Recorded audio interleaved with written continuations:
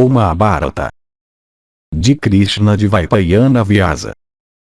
Livro 3. Arjuna Bigamana Partha. Capítulo 33. Bhima fala longamente sobre virtude, riqueza, prazer. Encoraja Yudhishthira a lutar. Vaisampayana disse, ouvindo essas palavras de Yajnaseni, Bhimazena, suspirando em fúria, se aproximou do rei e se dirigiu a ele, dizendo, ande, ó monarca, no caminho costumeiro trilhado por bons homens, antes de ti, em relação a reinos. O que nós ganhamos por viver no retiro de ascetas, assim desprovidos de virtude, prazer, e lucro, não foi por virtude, nem por honestidade, nem por poder, mas pelos dados injustos que o nosso reino foi arrebatado por Duryodhana. Como um chacal comedor de sobras roubando a presa de leões poderosos, ele roubou o nosso reino. Porque, ó monarca, em obediência ao mérito banal da aderência a uma promessa, tu sofres esse infortúnio, abandonando aquela riqueza que é a fonte de virtude e prazeres. Foi por teu descuido, ó rei, que nosso reino protegido pelo manejador do Gandiva e portanto, incapaz de ser tirado pelo próprio Indra, foi tirado de nós na nossa própria vista. Foi por causa de ti, ó monarca, que, nós estando vivos, a nossa prosperidade foi tirada de nós como uma fruta de alguém incapaz de usar os braços, ou como vacas de alguém incapaz de usar as pernas. Tu és fiel na aquisição de virtude. Foi para agradar a ti, ó Bharata, que nós nos permitimos ser oprimidos por essa calamidade terrível. Ó touro da raça Bharata, foi porque nós estávamos sujeitos ao teu controle que nós estamos assim partindo os corações dos nossos amigos e satisfazendo os nossos inimigos. Que nós, em obediência a ti, até então não tenhamos matado os filhos de Dhritarashtra, é uma ação de tolice da nossa parte que me aflige muito. Essa tua residência, ó rei, nas florestas, como a de algum animal selvagem, é algo a que somente um homem de fraqueza se submeteria. Certamente, o homem de poder nunca poderia levar semelhante vida. Este teu rumo de vida não é aprovado nem por Krishna, nem Vibhatsu, nem por Abhimanyu, nem pelos Sanjayas, nem por mim mesmo, nem pelos filhos de Madri. Afligido com os votos, teu grito é religião. Religião. Tu por desespero foste desprovido da tua virilidade? Só covardes, incapazes de ganhar de volta a sua prosperidade, sentem desespero, o qual é inútil e destrutivo dos propósitos de alguém. Tu tens habilidade e visão. Tu vês que a virilidade habita em nós. É porque tu adotaste uma vida de paz que tu não sentes essa angústia. Aqueles Dhritarashtras consideram a nós que somos perdoadores como realmente incompetentes. Isso, ó rei, me atormenta mais do que a morte em batalha. Se todos nós morrêssemos em luta justa sem darmos nossas costas para o inimigo, até isso seria melhor do que este exílio, pois então nós alcançaríamos regiões de felicidade no outro mundo. Ou, se, ó touro da raça Bharata, tendo-os matado todos, nós obtivéssemos a terra inteira, essa prosperidade seria digna de esforço. Nós que sempre aderimos aos costumes da nossa classe, que sempre desejamos grandes realizações, que desejamos vingar nossos males, temos este como nosso dever sagrado. Nosso reino tirado de nós, se nós nos engajarmos em batalha, nossos atos quando conhecidos pelo mundo obterão para nós renome e não calúnia. E aquela virtude, ó rei, que tortura a própria pessoa e amigos não é realmente virtude. Ela é mais propriamente vício, que produz calamidades. A virtude é às vezes também a fraqueza dos homens. E embora tal homem possa estar sempre dedicado à prática da virtude, ainda assim virtude e lucro o abandonam, como prazer e dor abandonando uma pessoa que está morta. Aquele que pratica a virtude por causa da virtude sempre sofre. Ele mal pode ser chamado de homem sábio, pois ele não conhece os propósitos da virtude, como um homem cego incapaz de perceber a luz solar. Aquele que considera sua riqueza como existente só para ele mesmo não compreende os propósitos da riqueza. Ele é realmente como um empregado que toma conta de vacas em uma floresta. Aquele, além disso, que persegue a riqueza demasiado sem buscar virtude e prazeres, merece ser criticado e morto por todos os homens. Aquele também que sempre busca prazeres sem buscar virtude e riqueza perde seus amigos e virtude e riqueza também. Desprovido de virtude e riqueza tal homem, perdendo-se no prazer à vontade, no término do seu período de indulgência encontra a morte certa, como um peixe quando a água na qual ele vive é secada. É por essas razões que aqueles que são sábios sempre cuidam de ambos, virtude e riqueza, pois uma união de virtude e riqueza é o requisito essencial do prazer, como o combustível é o requisito essencial do fogo. O prazer tem sempre a virtude como base, e a virtude também está unida com o prazer. Saibas, ó monarca, que ambos são dependentes um do outro como o oceano e as nuvens, o oceano causando as nuvens e as nuvens enchendo o oceano. A alegria que alguém sente por causa do contato com objetos de tato ou da posse de riqueza é o que é chamado de prazer. Isso existe na mente, não tendo existência corpórea que se possa ver. Aquele que deseja obter riqueza, procura por uma grande quantidade de virtude para coroar seu desejo com êxito. Aquele que deseja prazer, procura riqueza, para que o seu desejo possa ser realizado. O prazer, no entanto, não produz nada por sua vez. Um prazer não pode levar a outro, sendo seu próprio fruto, como cinzas podem ser obtidas da madeira, mas nada daquelas cinzas por sua vez. E, ó rei, como um caçador mata as aves que vê, assim o pecado mata as criaturas do mundo. Aquele, portanto, que corrompido pelo prazer ou cobiça não vê a natureza da virtude, merece ser morto por todos, e se torna ignóbil aqui e após a morte. É evidente, ó rei, que tu sabes que o prazer pode ser derivado da posse de vários objetos de desfrute. Tu também conheces bem seus estados costumeiros, assim como as grandes mudanças pelas quais eles passam. Em sua perda ou desaparecimento ocasionados por decrepitude ou morte, surge o que é chamado de infortúnio. Esse infortúnio, ó rei, agora nos alcançou. A alegria que surge dos 5 sentidos, do intelecto e do coração, sendo direcionados para os objetos apropriados a cada um, é chamada de prazer. Esse prazer, ó rei, é, como eu penso, um dos melhores resultados das nossas ações.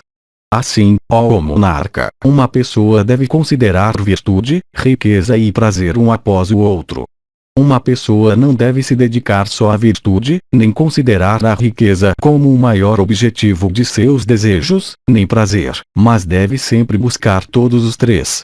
As Escrituras ordenam que se deve procurar virtude de manhã, riqueza ao meio-dia, e prazer à noite. As Escrituras também ordenam que se deve procurar o prazer na primeira parte da vida, riqueza na segunda, e virtude na última. E, alto principal dos oradores, aqueles que são sábios e que conhecem totalmente a divisão apropriada de tempo buscam todos os três, virtude, riqueza, e prazer, dividindo o seu tempo devidamente.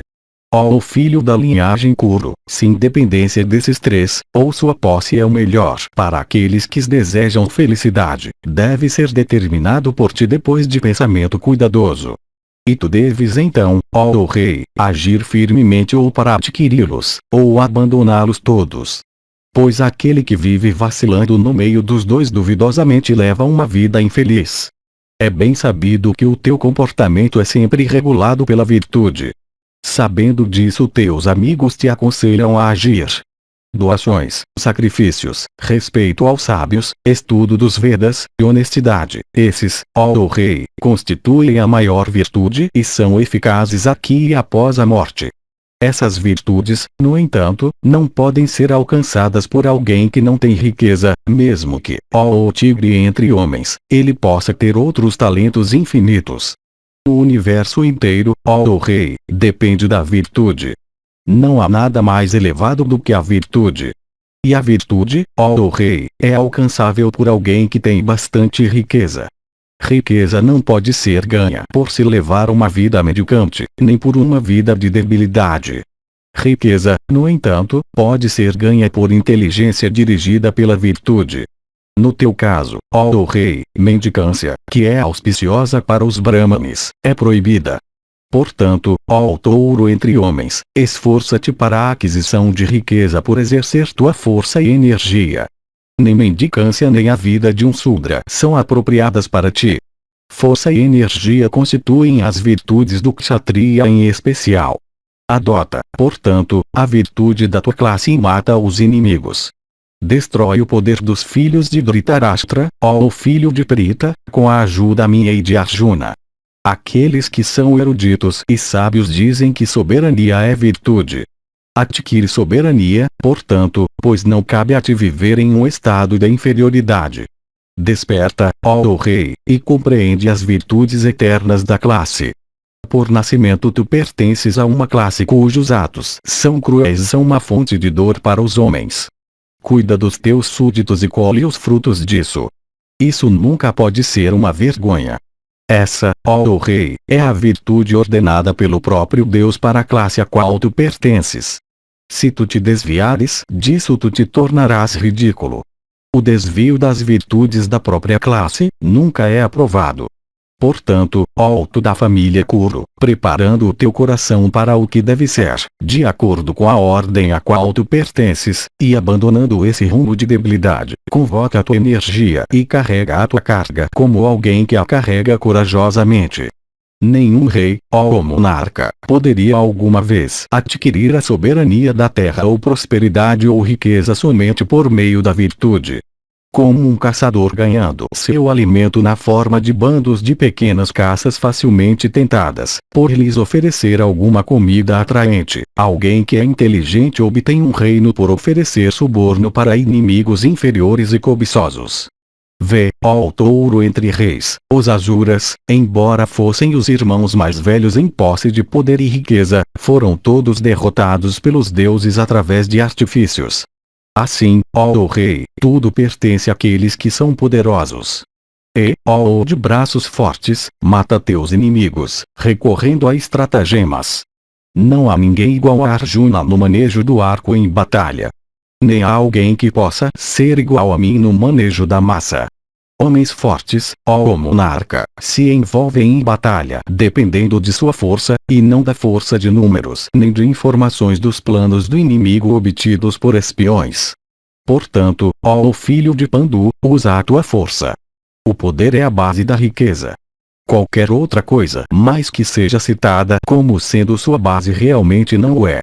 Como a sombra da árvore no inverno segue em vão, assim sem poder tudo mais se torna inútil. Riqueza deve ser gasta por alguém que deseja aumentar sua riqueza, conforme o costume, ó filho de Kunti, de espalhar semente sobre o solo. Que não haja dúvidas então em tua mente. Onde, no entanto, riqueza que é maior ou mesmo igual não é para ser ganha, não deve haver gasto de riqueza. Pois investimento de riqueza pode ser aprazível a princípio, mas penoso depois.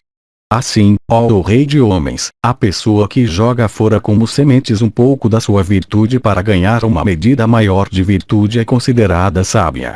Além de dúvida, isso é como eu digo. Aqueles que são sábios alienam os amigos do inimigo, e tendo enfraquecido por fazer aqueles amigos o abandonarem dessa maneira eles então o reduzem à submissão. Mesmo aqueles que são fortes se envolvem em batalha dependendo de sua coragem. Uma pessoa não pode, nem por esforços continuados, não inspirados pela coragem, ou pelas artes de conciliação, sempre conquistar um reino. Às vezes, ó rei, homens que são fracos, unindo-se em grandes números, matam até um inimigo poderoso, como abelhas matando o espolhador de mel pela força de número somente. Em relação a ti mesmo, ó rei, como o sol que sustenta, assim como mata criaturas com seus raios, adota os modos do sol. Proteger o próprio reino e cuidar do povo devidamente, como feito por nossos antepassados, ó rei, nós sabemos, é um tipo de ascetismo mencionado até nos Vedas. Pelo ascetismo, ó rei, um kshatriya não pode alcançar tais regiões de bem-aventurança como ele pode por luta justa, terminando em vitória ou derrota. Vendo, ó rei, esse teu infortúnio, o mundo chega à conclusão de que a luz pode abandonar o sol e agraciar a lua. E, ó rei, bons homens separadamente, assim como se reunindo conversam entre si te elogiando e culpando o outro. A isto, além do mais, ó monarca, isto é, que ambos, os Kuros e os Brahmanes, se reunindo, falam alegremente da tua firme aderência à verdade, que tu nunca, por ignorância, avareza, cobiça, ou por medo, proferiste uma mentira.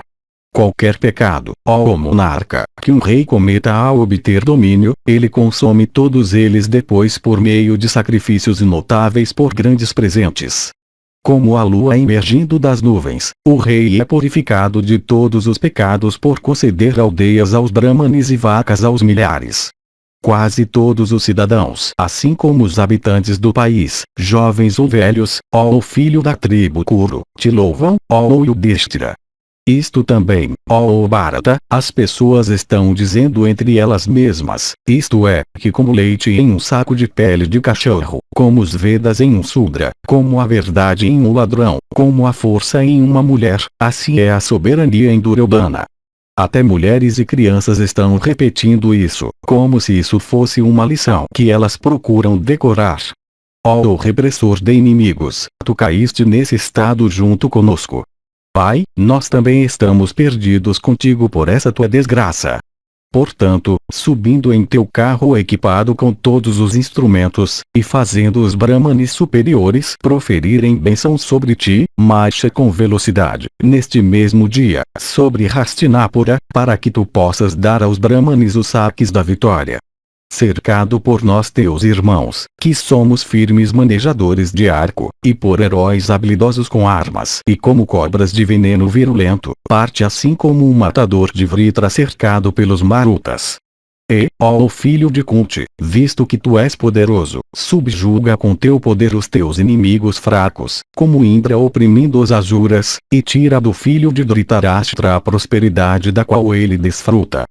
Não há mortal que possa suportar o toque das flechas equipadas com penas de urubu e semelhantes a cobras de veneno virulento que são disparadas do Gandiva. E, ó Bharata, não há um guerreiro, nem um elefante, nem um cavalo, que possa suportar o ímpeto da minha massa quando eu estou furioso em batalha. Porque, ó filho de Kunti, nós não devemos tirar nosso reino do inimigo, lutando com a ajuda dos Sanjayas e Kaikeyas, e do touro da raça Vrishni. Porque, ó rei, nós não devemos conseguir tirar a soberania da terra que está agora nas mãos do inimigo, se, ajudados por uma grande tropa, nós apenas nos esforçamos,